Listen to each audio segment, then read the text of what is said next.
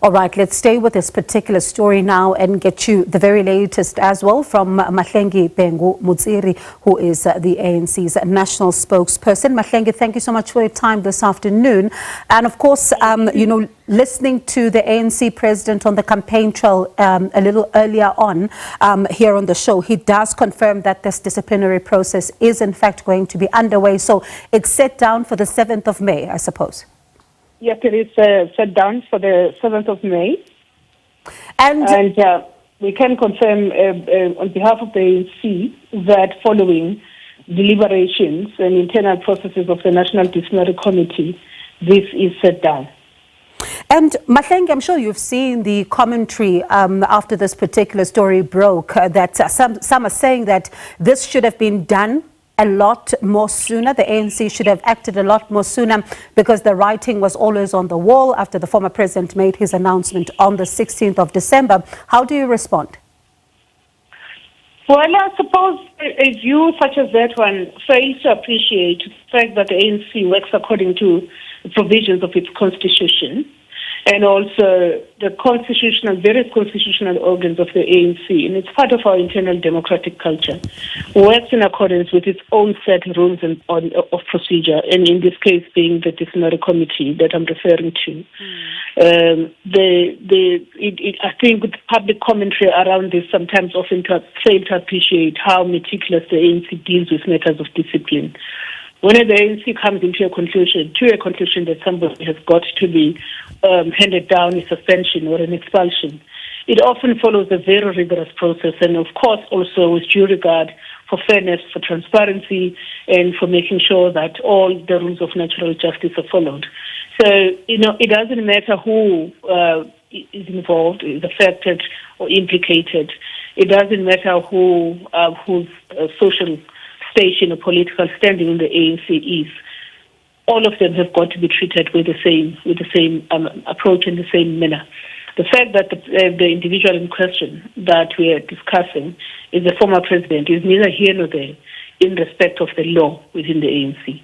And I'm sure you also saw this question also being posed to the ANC President Cyril Ramaphosa, that some are viewing this as a foregone conclusion, to say that some of the statements that would have been made in the public domain, including by the Secretary General of the party, that he's already expelled himself from the ANC. They then say that this is just a ticking box exercise, and in fact, this case has already been decided. How does the ANC respond to that? Well, it is untrue.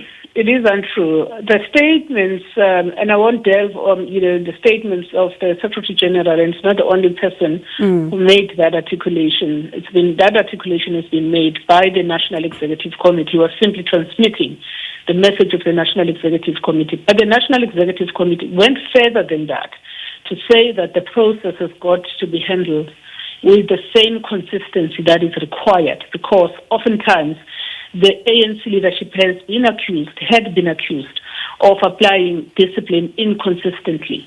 And members of the media have often come to us to say, there's this feeling that your renewal work is inconsistent. And so it's important that we take into account the need for consistency. And Jacob Zuma is no exception in terms of the application of the provisions of the Constitution, and in this respect, Rule 25 in particular. So I do wish to assure your listeners that this is being done, and it's a team that is led by stalwart and veterans and legal brains of the ANC that constitute the body of the National Disciplinary Committee. These are not the type of people that wake up and act on emotion or act on public sentiment. They have got to act on what is just and what is rational for the ANC with regard to its constitution. Listening to, some of what has been said in the public domain by some from the MK party, they're describing it as a kangaroo court hearing. Well, the Jacob Zuma party will not know what an organization of the might of the ANC, where it comes from in relation to dealing with matters of internal discipline, with issues of accountability. They wouldn't really know. I don't know who the bulk of the membership and the size of their membership. Surely they wouldn't know what an organization of the stature that the ANC has, 112 years old, has dealt with some of the worst situations in its history related to discipline, and has meted out discipline without fear or favor, even when it affected its presidents. So they wouldn't know, and we can only sympathize with them. But the ANC has got to be dutiful to its internal prescripts. So, Mahlengi, they're calling on their members to come out in full support of the former president. And I wonder then, what does it mean and how will the ANC be dealing with this? Because you are possibly expecting an influx of people. Well, the ANC, this summons has been communicated publicly today.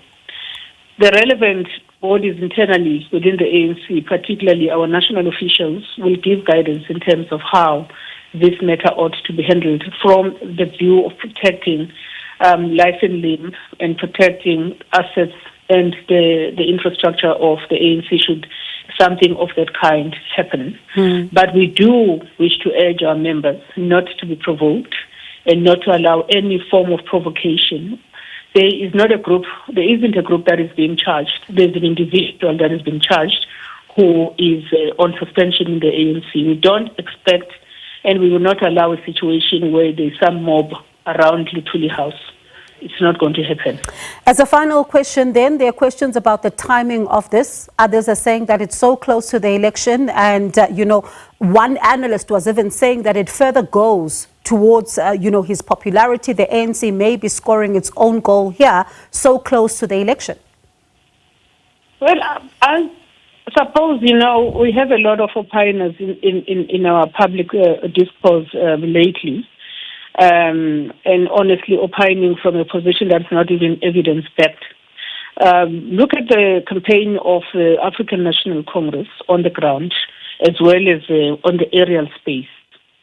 We are the only party that is visible. We are the only party that is actually occupying ward to ward, VD to VD, wall to wall, north to south, east to west in South Africa at the moment. Surely, for the fact that the National Disciplinary Committee has made a determination to take this matter forward has nothing to do with our elections campaign. Our elections campaign is running. It's in full swing. It cannot be affected by the fact that the NDC is doing its work dutifully. So there is no politics involved in this thing. It's just a simple thing of, and remember also, suspension letters are time-bound. And it's important that the NDC wanted to conclude matters in line with its own set of regulations. And this is something that is often lost to the people that are making that particular analysis, including some of the analysts that really have limited understanding about the workings of the ANC. All right, Mahlengi, thank you so much for your time this afternoon. That was Mahlengi Bhengu-Motsiri, the ANC's national spokesperson. At 8 p.m. on Face the Nation, Luthuli House, who is the spokesperson for the MK party, will join Clement Manyatela on this particular matter. I mean, you've heard the ANC saying that their members should not be provoked. They have charged an individual and not a group of people, saying that the timing has nothing to do with the elections, and also saying that for the ANC, they were following due processes within the political party. So you can then hear the MK party's assertion of this development with Clement Manyatela there at 8 p.m.